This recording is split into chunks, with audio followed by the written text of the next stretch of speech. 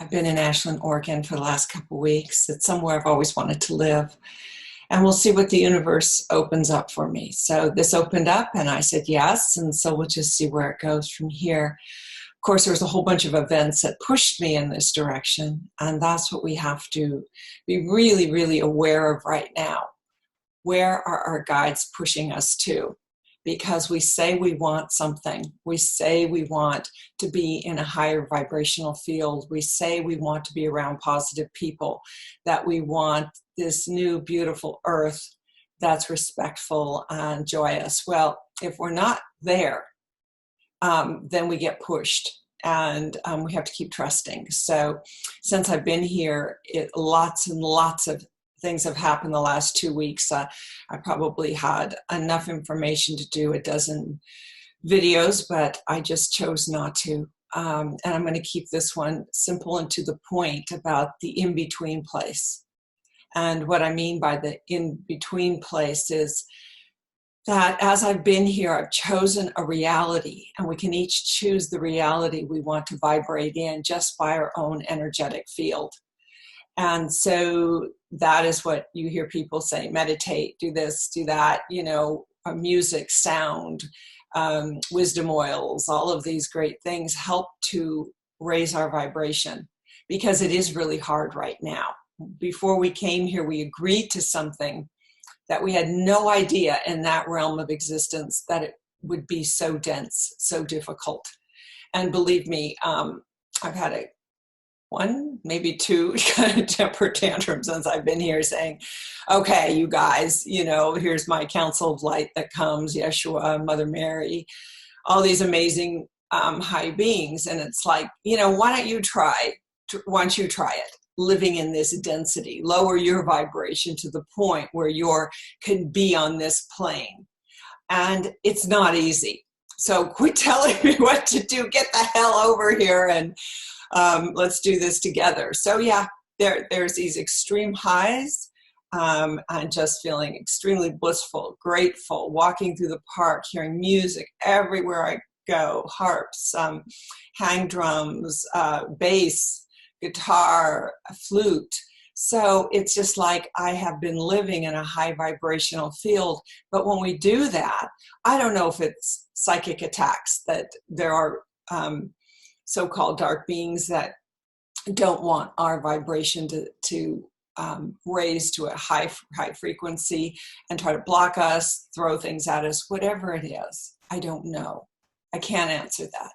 But there was one day that I thought that I'm being psychically attacked, because I had such an amazing day the day before and the day before and the day before. But it really made me realize how important it is to keep our vibration high so we don't get sucked into lower vibrations, which actually throw us into a lower dimension.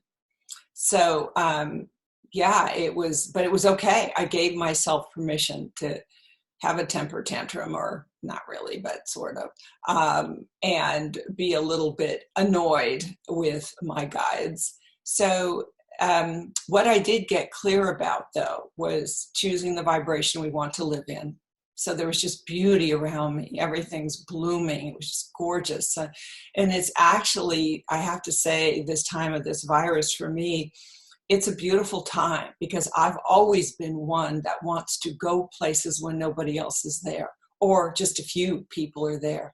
So I can really tune into the vibration of the environment, of the earth, or whatever is there to be seen.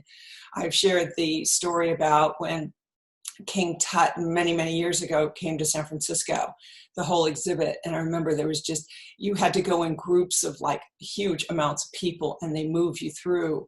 And I could barely even to get to some of the sacred objects that I wanted to stand in front of, because I had a remembrance of that time. And the interesting thing was, instead of being upset, I just said, to myself, I want to be here alone. Show me how that can happen. It wasn't a demand. It wasn't make that happen. It wasn't being angry. It was just show me how that can happen. And it turns out we were the last tour going through that day. And I kind of pulled back just a little bit, and then a guard turned to me and said, "Hey, hold back just for a couple more minutes, because they're moving everybody out and you can be in here alone." And he said, "Stay as long as you want."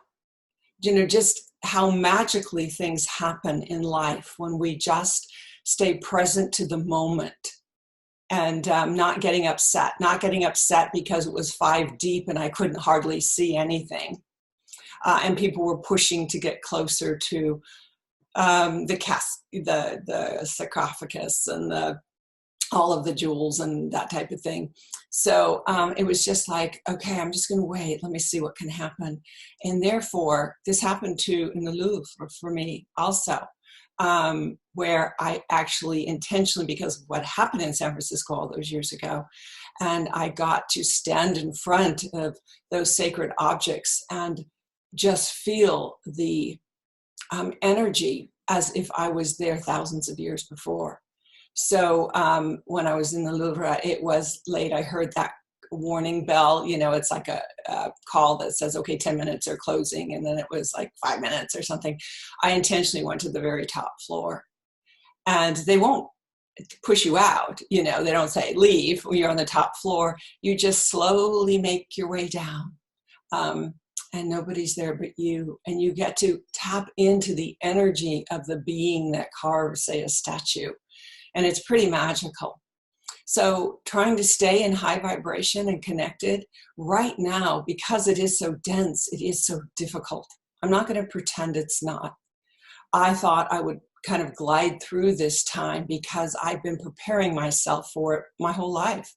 My book, The Awakening Ones, was, transmissions given to me to remember about the importance of this time. Actually, the interesting thing is the book is actually based on, even though it was written before, 2019 December. That is when, if you look at the solstice and all those things, that's when that lined up.